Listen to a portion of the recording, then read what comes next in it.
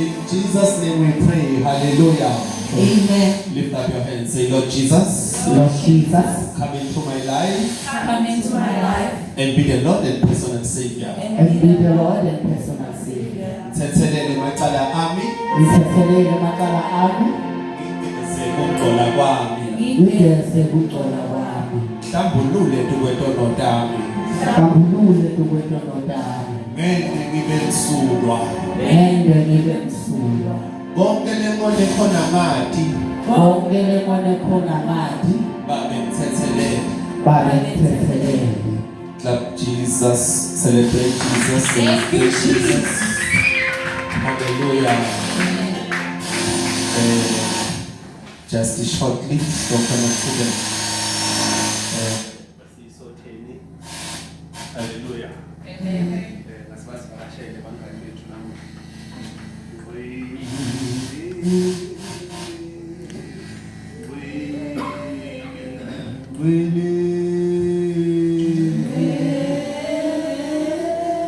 Do you know it, sir? You know it? Alright. We may be seated. Siyabingelela tuke leadership ngathi I'm too loud. Siyabingelela tuke leadership. Ibandla lonke ngachayela tandla ukuthi ukhona lawo. Hallelujah. Amen. I'm too loud bazalwana nithi. Niva ngathi ngiyamemeta.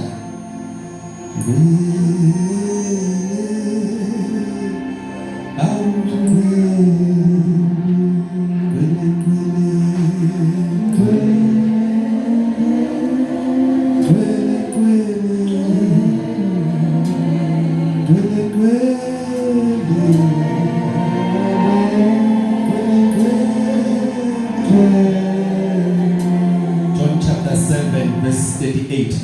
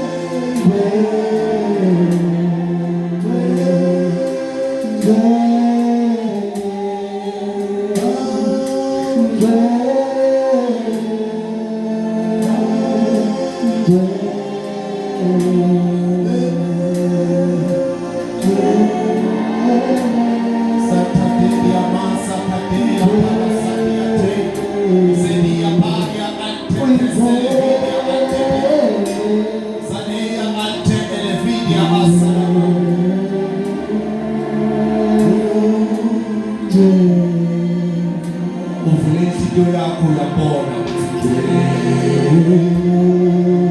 Kantatela Baya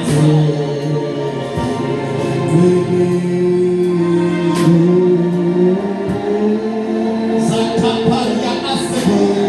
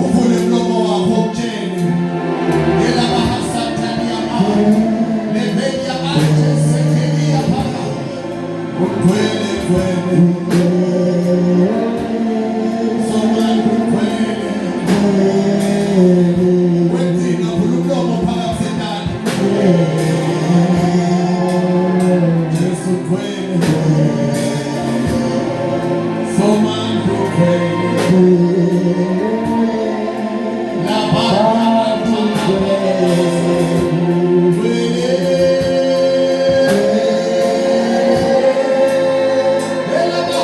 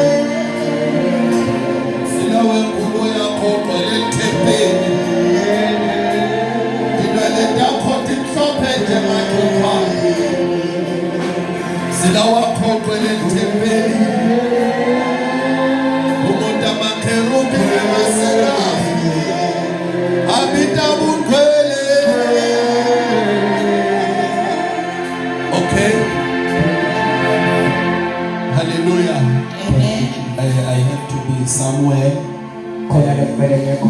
so let us try to push. Hallelujah. Let's talk about anointing.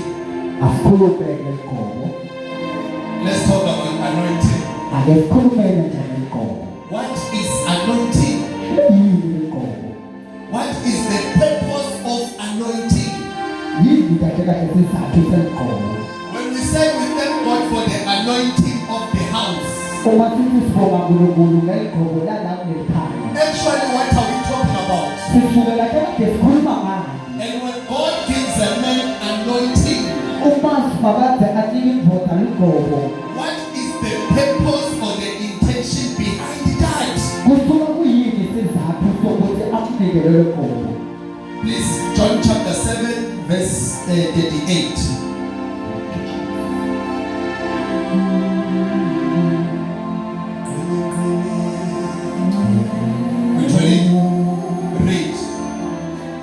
John chapter 7 verse 38. Whoever believes in me, yes, as scripture has said, as the scripture, yes, rivers of living water will flow, yes, from within them. Yes. By this he meant the Spirit. Continue. Whom those who believed in him were later to receive. He meant that people who believe were going to receive the Holy Spirit. Yes. Up to that time, the Spirit had not been given, since Jesus has not yet been glorified. Yes. On hearing his words, some of the people said, "Surely this man is the prophet." All right. Hold it there. Now, according to the scripture, the word Christ, it means anointed one. So, when you say Jesus, you mean Savior.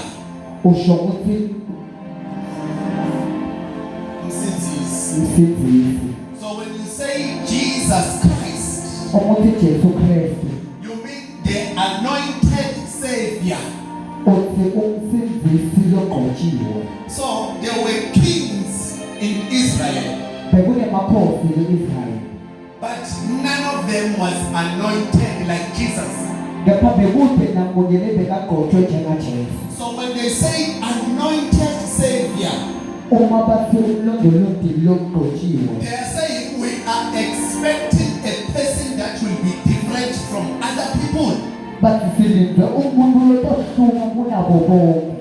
means anointing makes you different from other people. Anointing makes you reason differently from other people. Anointing makes changes when you pray because you are anointed. But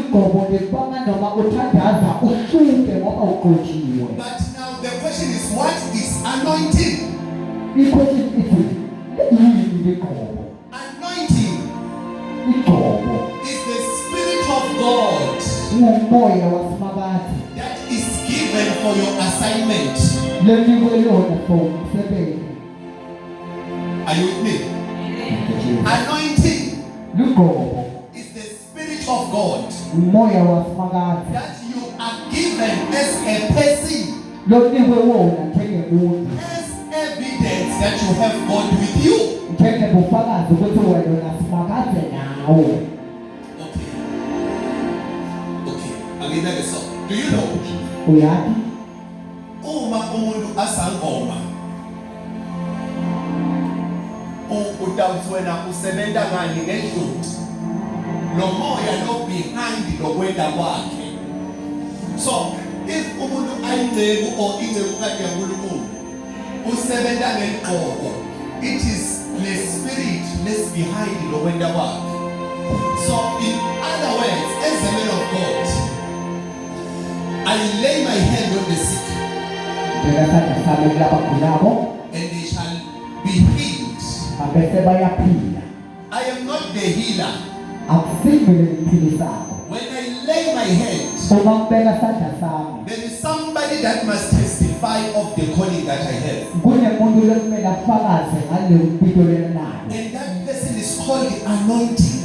Loyo muntu ubizwa ngokuthi liqobo. And that person will heal you. Are you with me? Amen. Let's move slowly, please. That's why Jesus says, the Spirit of the Lord is upon me. Kungako Jesu athi umoya wasimakaze ungaphakathi kwami. And He has anointed me to preach deliverance. Ungigqokile ukuthi ngishumayele imfundo. That means I can teach. Kusho ukuthi ngafundisa. But anointing will help you to understand. Kepha ingqobo iyasifundisa ukuthi sizwisise. That is the reason why what I'm saying now, Kungako lokho ukhuluma ngayo. the way they understand it that side is not the way they understand it that side. Indlela levisiswa ngalana kusiyo labavisisa ngayo namhlanje. Because that is how anointing operates. Ngoba kuleyo ndlela i-anointing esebenza ngayo. Anointing is Jesus Ligqobo linguJesu when He is persecuting the word of God. Okay, look at this. Let me tell you this. When you meet a man of God, uma uhlangana nengozana yaNkulunkulu you are meeting God in the flesh of a man. uhlangana nasimakaze ngekwenyama That's egqobo. why God says you shall be like God unto Pharaoh, Moses. So, uma ufika kuFaro kuba ngathi ufike kuNkulunkulu, uma ufika kumadimoni kuba ngathi ufike kuNkulunkulu, uma ufika kubantu labadzinga isito kuba ngathi ufike kuNkulunkulu, because when you come with the power of God, you come with anointing as evidence of the calling. Thank you, Jesus. So, when you are a person that is called, whether to intercession, whether to giving, whatsoever, unendo lemele ifakazele, it is anointing. Kuligqobo lokho. So, the Spirit of the Lord is upon me. He has anointed me. Losho ukuthi ungibanga ukuthi ngiphilise labagulayo, ungibanga ukuthi ngisike labaxakekile, ungibanga ukuthi ngikhulule labanedepression. It is not me, it is the Spirit behind. Thank you, Jesus. Are you with me? Amen. Anointing. Ligqobo. When there is no anointing, Uma kude ligqobo. okay. Do you know this? Uyazi.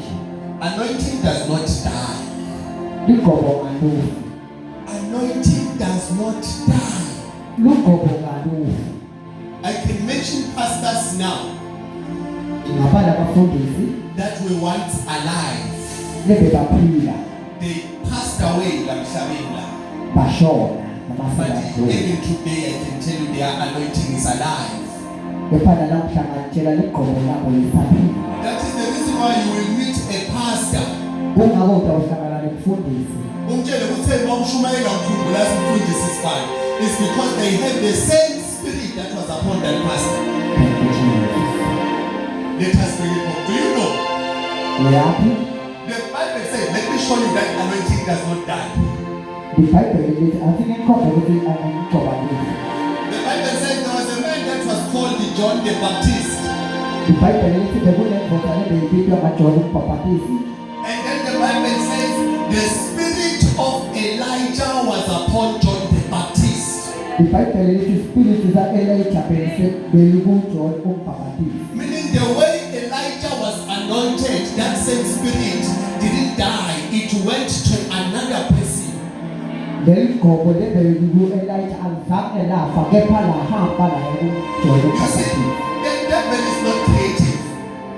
Satana ngo bashamani. That's why he is a killer, a stealer, and a destroyer.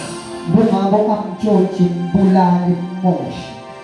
Okay, look at this. That's why uchocha the sequence. Ungabona kube madod badachela kusukune dodi last part. That spirit led the sixth part. Same jalonja. He's using the same formula of God. Usebenzisa tinzo So the tasimakaze. same spirit that was upon Elijah the prophet Umoya lo Elijah prophet. is the same spirit that was upon John even after 2,000 years. Ulo wa beduna prophet John. Because anointing does not die. Ngoba ligobo ngalifi.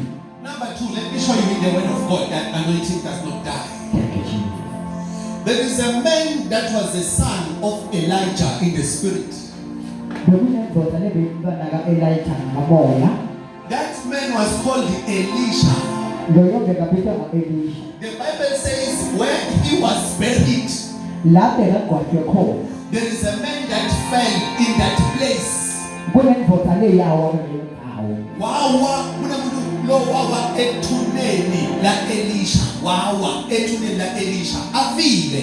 Thank you, Jesus. Wawa afile lo muntu loyo.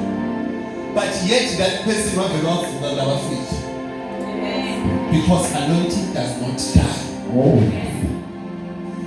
Do you know, Uyathi. me personally, do you know, when things are tough, give me. I go to my father's church. Uma tindoda inzima kimi ngesontweni lababe. Even if he is not there, whether it's Monday, it's Tuesday, when there is no one, I go there. Noma angekho ingekho nje yayo. I just go there and pray. Ngiyaleyo Because I know that anointing does not die.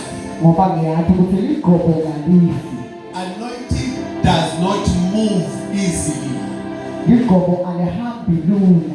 Anointing does not relocate. Noma singasuka la sambe sowapha lesondoleni somewhere, ungafika la ugula ume uphile. Thank you, Jesus. Anointing. Are you with me? So, what is the purpose of anointing? Yini sizathu segobo? Is to help when the flesh has limits. Kusita lapho thina sebenza sibheke khona. Anointing is not talkative. Ligobo alikhulumi kakhulu. Anointing is practical. Ligobo liyenda. Anointing is practical. Ligobo liyenda. You cannot come here nebantu abathandazela 2015. Uthi ubufakazi. Siyabona revival uthi ngalokho umnyaka bathandazela abantu banyana uhlala uhamba nalabantu labo. That years to come. 2010 bathandazela lona ubufakazi. No, anointing if it's alive, it must keep on helping people continuously. Uma ligobo liphila kumele liqhubeke njalo lincede abantu. So you don't talk about yourself. Anointing will make the noise. Awukhulumi nje wena ngawe kepha ligobo litawenda. Anointing is like pregnancy. Ligobo lifana nokumitha. No matter how you hide it, it will come out if you have it. Noma ungafihla kepha litovela. Even if you don't tell us that you are anointed, if you are anointed, we will tell you that you are new in this church, but you are called before something. Anointing is making noise. That's why I'm very careful when I hear people who talk about themselves. I'm anointed. I can do one. I can do two. Anointing is not shouting physically. Liqobo limemeta kamoya. Uthundlula ubone abantu baguquka bathi. Uthungena emsebenzini ube nebathakathi lokungabangabudayeni. There is something new leqhubula abantu lokavisisa ukuthi ubangani nabo. Anointing is provocative. Are you with me? So anointing Ligobo is the spirit of Jesus umoya wasimakazi. that is helping you to do the work of Jesus. lokusita ukuthi wenze umsebenzi waJesu Kristu. Anointing Igqoko is the Spirit of God umoya kaSimakade that is helping you to do the work of God. lokusita ukuthi ukhone ukwenza umsebenzi wakhe. Do you know? Uyazi Without Jesus, ngaphandle kwaJesu we both have no relationship. asinabo nje ubudlelwano. Without Jesus, Ngaphandle kwaJesu you were not going to come here. bongeke uzukela. Maybe you were not even going to be talking to me.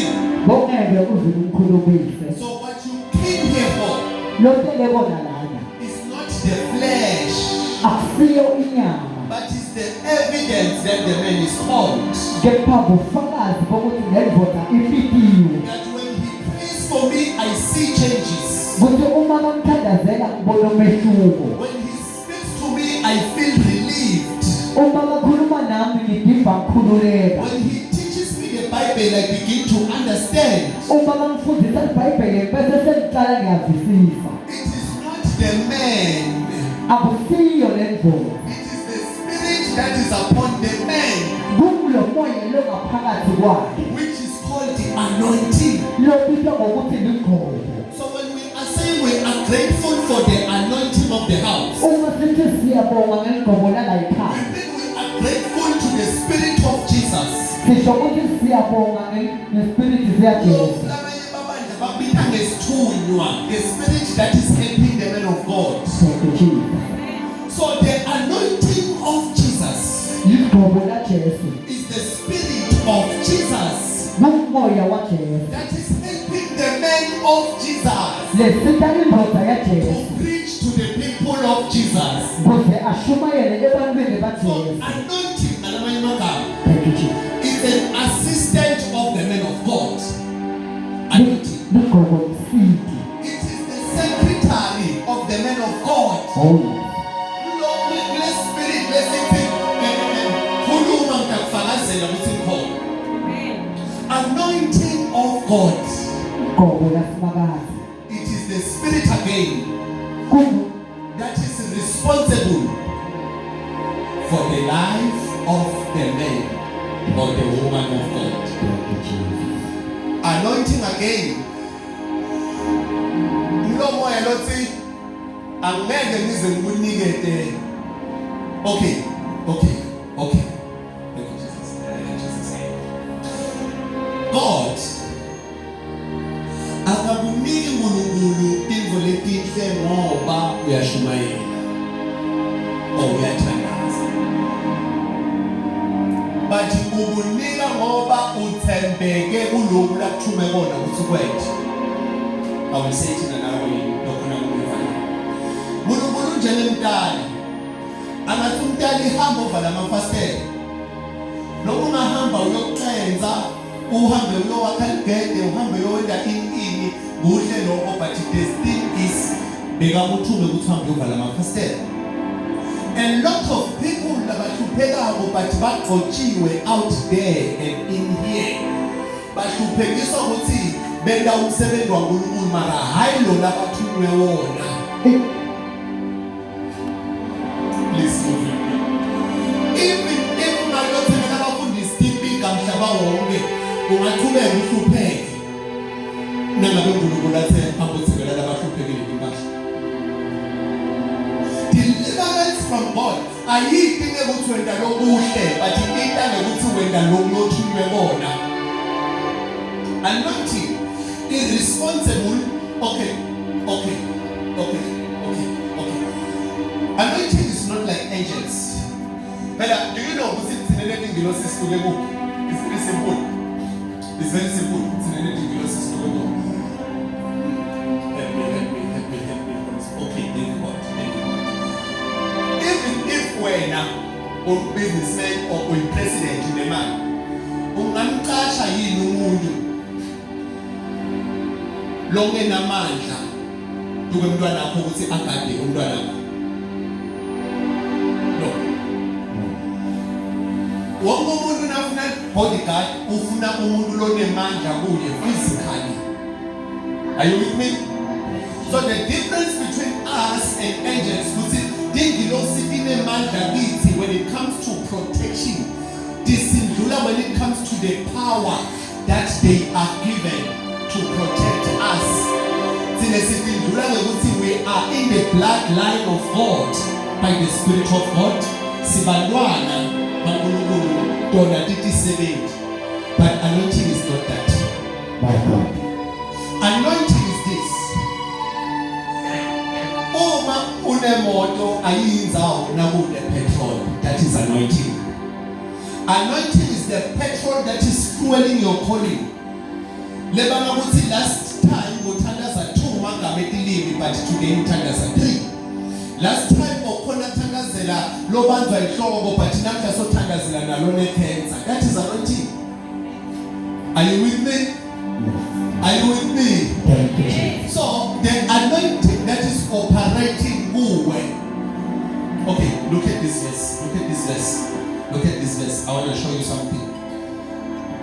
You are wonderful. You are the Messiah. You are wonderful, Lord.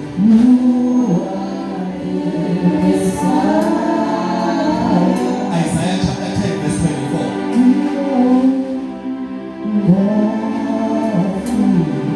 Isaiah chapter 10 verse 24.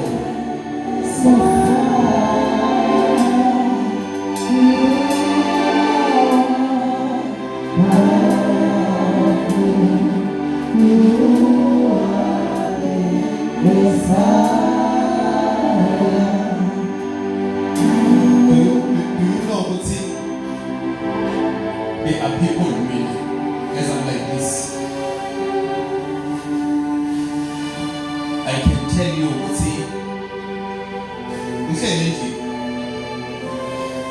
I can tell you, there was a conversation between Spanias and Bakuluma and But between the two people, then Bakulum, I'm not getting an Aspan.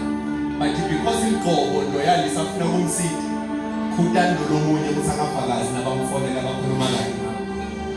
That is what anointing does. It protects you as the man of God according to your calling. But it will also protect you as a whole. Are you with me? So, anointing, let me tell you. Bamba no this. Loto kuluma na rubanga they exist everywhere. But it's in the way of the group they would say, Makuluma nae, uzusho mishito kusa, mfundiswa ya mfone, nyabinele, nyakomo,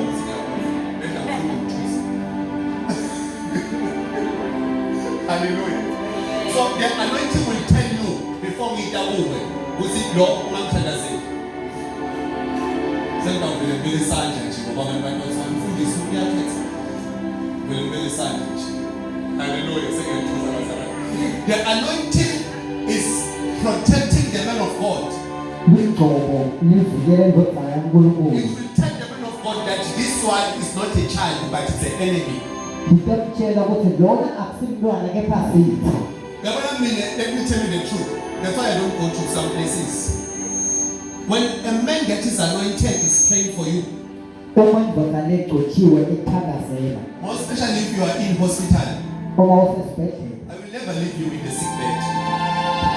It's either I take you back to your family or I take you back to your Creator.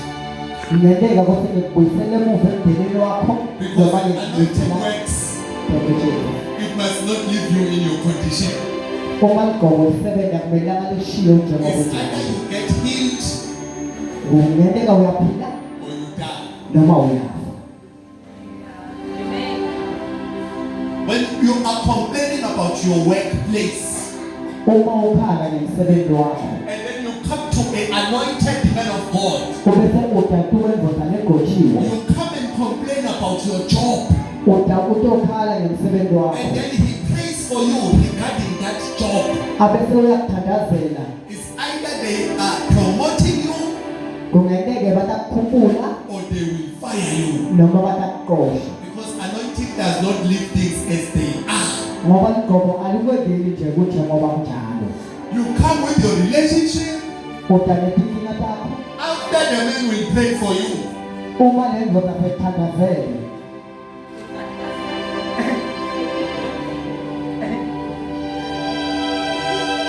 why some people things were happening until they came to certain men of God. Anointing does not leave things as they are. Lugqobo lichitha indoda njengoba linjalo. Are you with me? Read. Isaiah chapter 10. Yes. Isaiah 10 verse 24. Yes. Therefore, this is what the Lord Almighty says.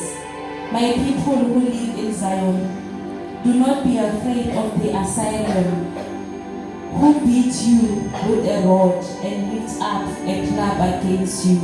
Which verse is that? 24. No, 27. In that day, their burden will be lifted.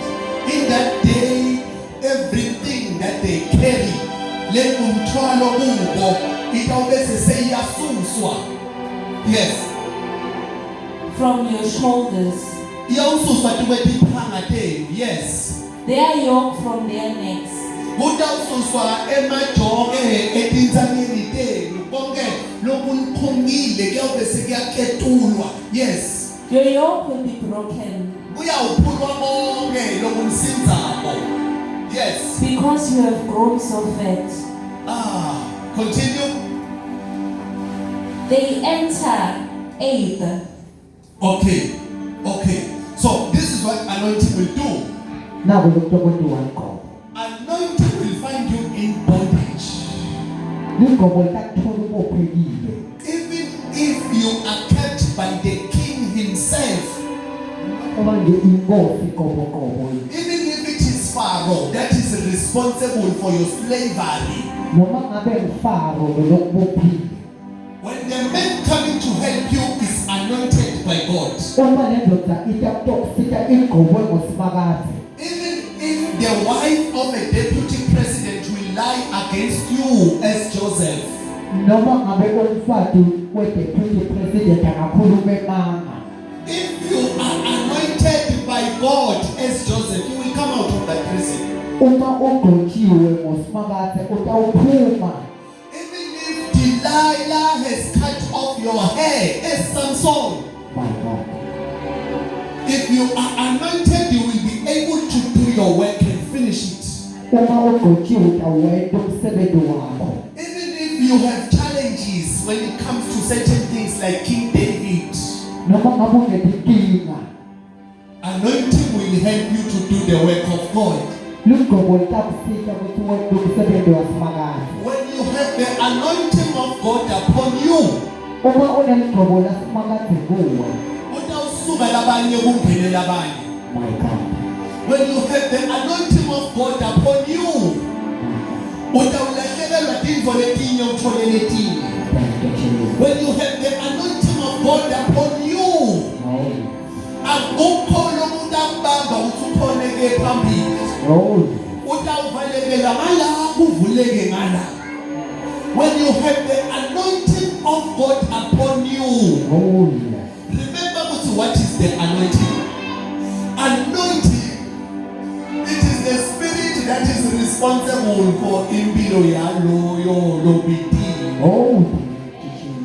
So if you are called, I've heard people that say, ngiyasaba kuthandaza ebusuku, ngilunqosa mfundisi, but ngiyasaba kuthandaza ebusuku, what if le witchcraft iyangibamba nami? If it is God lapho thandaza, anointing will protect you. Do you think when I would say labathakathi benu bonke baphasi or they are all lesser or something? No. Baloya, but because uNkulunkulu uthumela uyamfakazela kunaba bebilutho. Do you hear me? Anointing is evidence that you are called by God. You see, I am telling you. If a person will be like, and they will just say, come, pray. You see difference. Because anointing is practical. So, how does the devil kill you? He will steal your anointing. How does he steal your anointing? Utshontsha njani umgomo wakho? He will steal your prayer time. Utawutshontsha isikhathi sakho sokuthandaza. Steal the time of the word of God. Utawuthatha isikhathi sakho sokuthi He ufunde will iBhayibheli. steal your fasting time. Utakwenza ungafasti. He will keep you busy for the word of God. Utakwenza nje uphishanele. Utakhona ukuhlala 5 hours TikTok. But you play kuhlala 2 minutes doing this. Because when the devil wants to destroy you, Uma Sathane sekafuna ukukumosha. he will destroy the source of your power. Utawumosha lokukunike amandla. Are you with me, child of God? Thank you, Jesus. So the anointing of Jesus Christ Lumgomo kaJesu Kristu. is the reason why we are able to get up. Lisizathu lesibanga sikhona It's ukuvela. the reason why people testify after we pray for them. Lisizathu lesibanga sikhona ukufakaza. Oh, do you know? How do you know? Let me show you. Let me show you. Phela ukuqotshiwa awubonakali ukuthi uzokhipha amadimoni. As a matter of fact, some of you here niyawakhipha amadimoni nenganathi. Ukuthi abantu bacabanga ukuthi kuphuma amadimoni uscreama kwalo. Masikhuluma iqiniso, idimoni leli screamako kuleli lenkani. When you are truly anointed, kumele uqhamuke ugula uliphilele mawungena. And lokuphila kuphawu ukuthi uphilile idimoni. Are you with me? Do you know uma uqhamuka imphoyisa? I will make an example. Makuqhamuka imphoyisa, sigeleni lesihlakaniphile siyakiphumela sona sibaleke. That is what the devil will do when an anointed man is coming. That's what the devil will do. Lokunyaka azathi mthandazile amaphumla amadimoni. Mole demon kimi mfundisi demon lana. Abafalana. You are anointed. And uNkulunkulu umlimba wakho ithempeli lakhe. He cannot share space with demon. This is a topic for another day.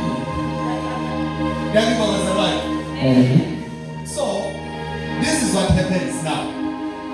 Utothola ukuthi you are a child of God. Udibona umncane. Bathi bantu bayeda kuwe. Ubona umama umsensi, umbhuti whatsoever. Bantu bayeda kuwe nabanetinkinga. Eshangathi into kanjani. Asinabe isonto niyaxoxa general. Nawe usakhuluma nawe. Asishi ngiyabonga i-advice yakho ngicabanga ilamselelele. Or balethe kufakazi ukuthi lo lokutshela wona ngwelile. Kuhambe kahle. That is the work of anointing. It's a sign ukuthi abantu labacalekile bangakhuluma nawe bayasitakala. Are you with me? Angathi mntaweni kanjani nenkinga yanyani, then you begin to advise them. Or ngiyabula ngicela ukuthandazela. Wena umama uthandazela umntwana uthandazela baba wakho isihlobo sakho siyaphila. That is anointing being practical. So in anointing, this is what it will do. In anointing ibanga abantu bakusapha ngesikhathi. Anointing ibanga abantu. In anointing inesithunzi. Ibanga abantu bacabange kaningi before bato approach. Lokho ngazama ukuhlekelela njani. Batamtshela ukuthi uhlukile pulpit nangaphandle. That is anointing. There is nothing you can do about it. Are you with me? So as a child of God, there are things that you ungatendi, not because of God, but because you are protecting the anointing that you have. Because the anointing ulula usilahlele compared to uyithola. Thank you, Jesus. Hallelujah. Ulula kakhulu usilahleke compared to uyithola, the anointing of Jesus. Hallelujah. So we are going to pray shortly. We are going to pray shortly that may God protect and increase your anointing. But if ever you want people to see that you are anointed, God will never decrease that anointing. Because but use me, God, I want to take over. Some of you want to take over the whole world.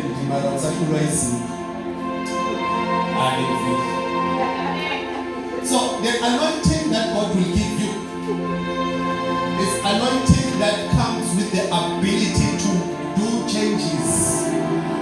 Many personally I have seen value. Personally, me. Umuntu wamthandazele awe aphinza kuvuka kuyo. People don't know something. Anointing is silent, but the results are loud. Anointing. When umuntu lento iphile abantu uphambanini amake lothandaza bona phesho bright uma selayini wahamba lokugula lokubanga kusinethe kodiphelele uhlanganele ukulala igqobo. Anointing is silent but the results are loud. I know people nabagibela iteksi mine lethi nabagibela abantu kwabakosa ukuthi behle kungakafiki stage sabo sekwehla because igqobo liyabashisa. Anointing. Some of you bangani benu badangoma niziphosa. Angeke ujaje mngani. Awona lo ujaje but iqobo. Iqobo. Anointing does not have relatives. If you think anointing have relatives, hamba ukaJesu emshadweni ekhaya atshela mama wakhe ukuthi mfati iphuma tinzabe ndawo. When anointing operates, alinastobo. Ask it teaching now here. Mangani wami bathana kusi kangaka sithandazela lo ngithi never. Never. Azathethe. Kanti khoma kanti ndoda kaNkulunkulu. Anointing does not have relatives. So when you carry the power of God, you have to understand that you operate in the rules of God. Liqobo liyeva mina ukuthi ngikuthola company wesangoma doctor umthandazo ngivele ngithi I want to see you after service bude lokukhuluma lokunqono nethi ngokutshela ukuthi sister uyasi-attend angifuni barude ukuthi company wesangoma because uma kudala kini company wesangoma nasophilile uyosuphiliswe kubani neko udidekile so ufuna kusifaka kule confusion lokunye ukula uthandaze wayithola lento unyala abantu ukuthi ufaka usho wena wathi uzofakaza umfundisi sifana ngokuthandazelwe 5 band. Hallelujah. Nanela ngabathi bayophandle ekhayini ubekhona. Nanela ngabathi saya kuyohlola ubekhona. Hayi mina angifuni nathi ngoba ngiyimomdzala vele lapho unemanga. But if you have anointing age, what's up? Come who's that girl over there? Come, don't go very do a video since that. Who's that girl over there? What's a kind of bafuna ayetuwe sangoma ngengani. Then we prayed. The sangoma wathangena emnyango sathi jika utangomoshela indodana. Come where? Zibeni. Bekumi. This is a conference call in 2022. She was supposed ekhaya bamfosela ukuthi ayetuwe sangoma. Asimfundisa mfundo ngathi hamba we will pray. Wathangena emnyango sangoma sathi jika. Oh, wena baze bakusmayile bakunike into bathi awuvuleke mfowethu. Lekeleka. But if you have anointing, anointing is like pregnancy. You cannot hide it forever. Oh yes. Ngisho noma ungafika ukifihle kuwe family gathering, bathi uyanathi savana uvume uyodzama ukhale uthandaze ushumayela. Anointing. Xa ekhuluma ngamavesi. Injalo anointing. Hallelujah. Let's go and pray shortly. Pray that anointing will protect, God will protect your anointing and increase it. lift up your hands and begin to pray. Father, we thank you in the name of Jesus. We pray, Father, that you protect our anointing. You protect it. The enemy will come and steal it, but protect it, Lord. Protect it within our protect our anointing. Protect our anointing. Protect our anointing. Protect our anointing. As we are the anointed generation of Jesus, let the anointing shout and make noise when it is healing people. And Valere milomo yetu nkhuluma liqobo. Laba nasebenzi abaqasheke, laba fellow ma business abavuleke, laba gulabo abaphile. Let the anointing shout and make noise for the people of God. Let the anointing speak for itself. In the name of Jesus. Levra Satadia Peredina. Hello Sakataraba. Levrina Sakatega Barota. Levrina Sakatorobo Hosaya. Let your anointing, Father, that you have given unto them, dwell upon them, increase upon them. In the name of Jesus. In Jesus' name we pray. Hallelujah. In Jesus' name we pray. Hallelujah. One day we may be seated. Come, Minister Peter. One day I will teach about how to increase your anointing. Because I'm feeling who specialize on a headache. No specialize on a headache. Do you know in the Bible? Therefore, let me tell you one chase who let you live on the hotel. But tell about this Panam Tasnabu, Tennis, and Show. Nana Show, who live on the born of Muslim law and that's mine. I rebuke you. Never know what it lasts. Don't lose him when you see Sulambi, like you see. We need God, the Spirit of God, to descend with him, sharpen the tool. Hallelujah. Are you there? Don't you want to show up because you have stress. I'm not the more, you have stress. But I will see you.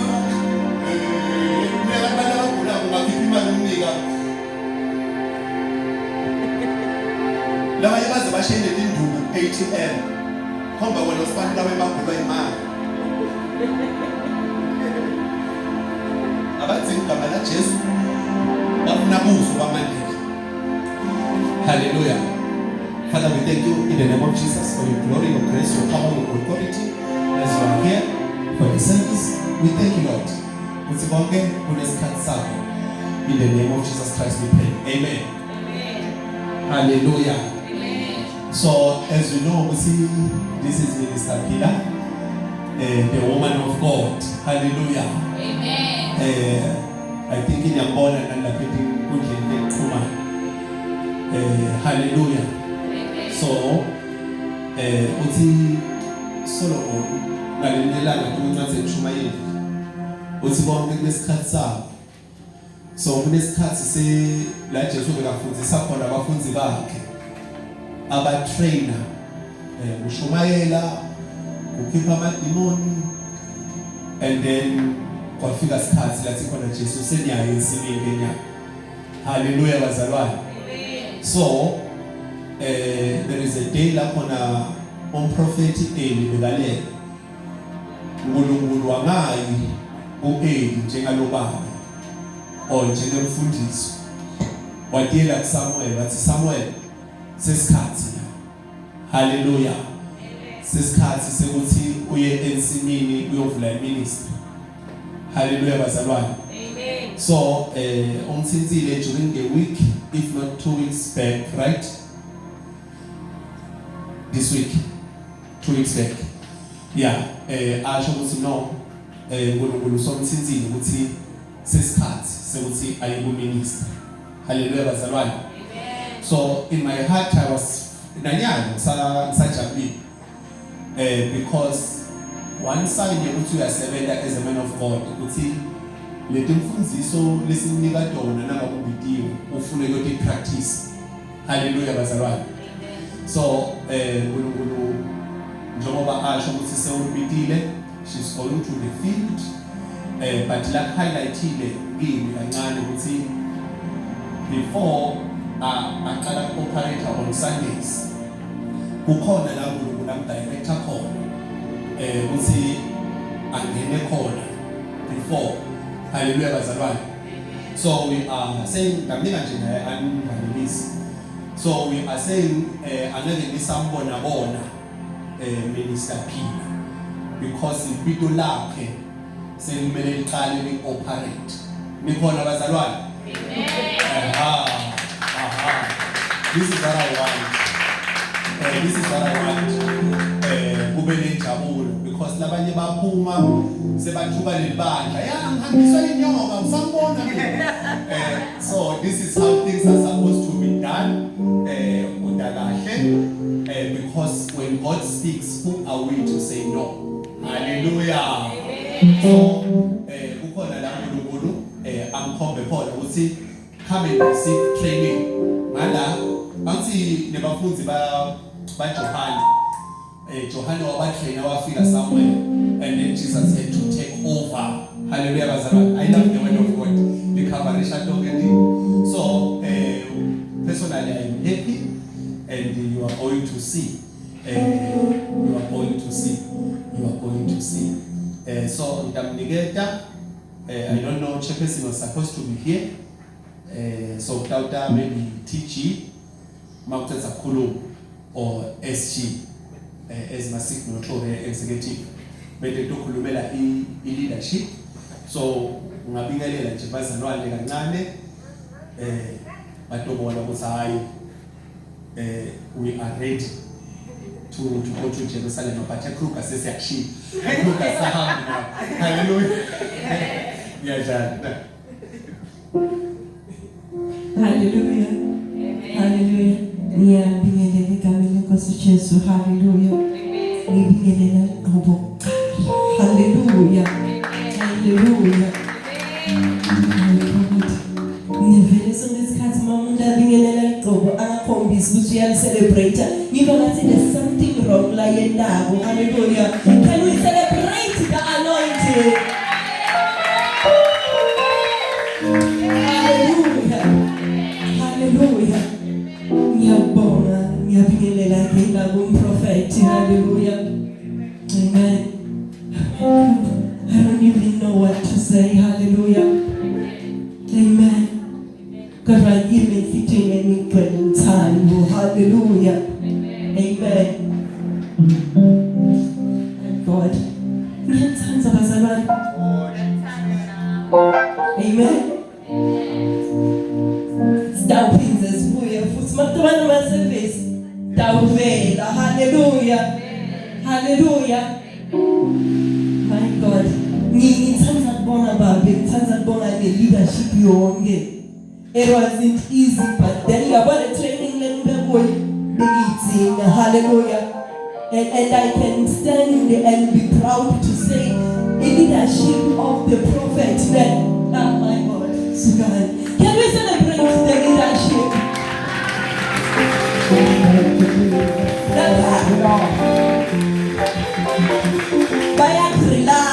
Hallelujah. Hallelujah. Oh yes. Hallelujah. Kodwa impese iyakufundisa ukuthi ube bold. Hallelujah. Iyakwenda ukuthi ukhona ukuhlala ngalendlela uhlala ngakhona. Hallelujah. Fundisa accountability. Hallelujah. Kuningi kakhulu man of God losifundzile kubo. Hallelujah. Mina personally so ngithi ngithanda kakhulu. Hallelujah. Hallelujah. Oh my God. Sesibonana. Okay, Nechilas, I didn't even know Ramabana in my salon. Nice, right. Hallelujah. Sesiphila usheshe wahamba sithi mhlambe sitawuta stokhanga sithi celebrate. Hallelujah.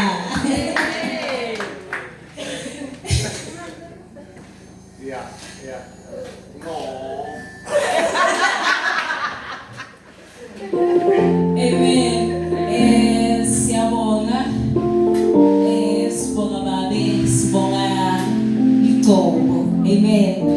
Lokushona ukuthi seyangakhona. Amen. Angisho ukuthi alandzela chairperson yabo. Amen. But siyabonga sesiphila. Lesingakusho on behalf of leadership ukuthi uhambe kahle, uNkulunkulu akubusise, akukhanyisele, and also ngabe sesiyakhala ngaphandle. Nabe kugcina. Ungakhali. Amen. But la khaya kuyohlala kusekhaya. You are welcome anytime. And ungabe sesoyahlala ke emasandeni labaningi ukuthi ngoba uthi baba ngeke uze uye every Sunday, but lokusho ukuthi kulaba emasandeni udakukhona, so ungasilahli.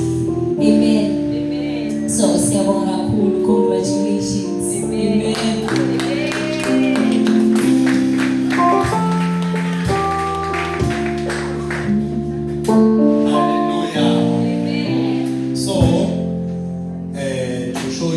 We love you. Angeke uhambe wedwane. Haleluya bazalwane. Even umntwana uma siyaphuma ekhaya ngoba basihamba nana kudala ukukhona kuthuma. Haleluya. So isiyibuka leadership. Yabona ukuthi you have a strong bond with Sesincaba. So we are releasing her. Ukuthi now uthi uyamdinga umthole noma nini. Hallelujah. Amen. Hallelujah. Yes.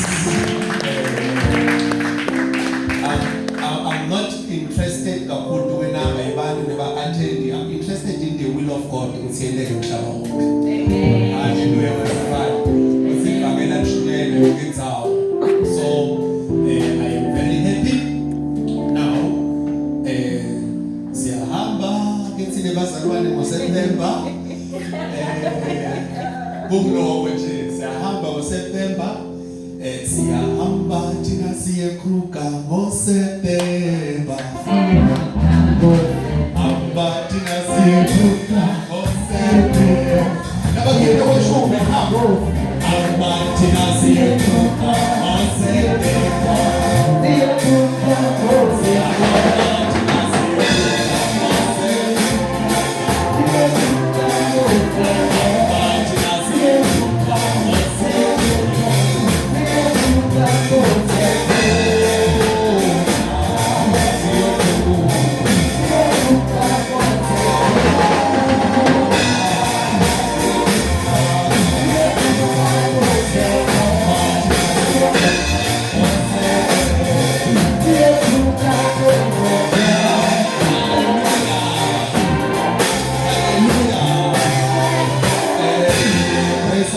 Upon you all. Hallelujah. So khona la kumele kuphuthume khona very fast ngiyabona nje namuhla ngimloje. Hallelujah. Come SG, come and pray in the name of Jesus Christ.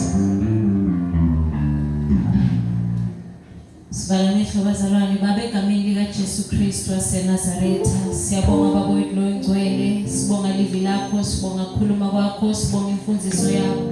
Egameni lika Jesu baba wethu namuhla siyakhuleka ukuthi livi lakho lingene lihlale enhliziyweni yethu, limile liphile ngekhathi kisu uzivuselele baba wethu lonemandla.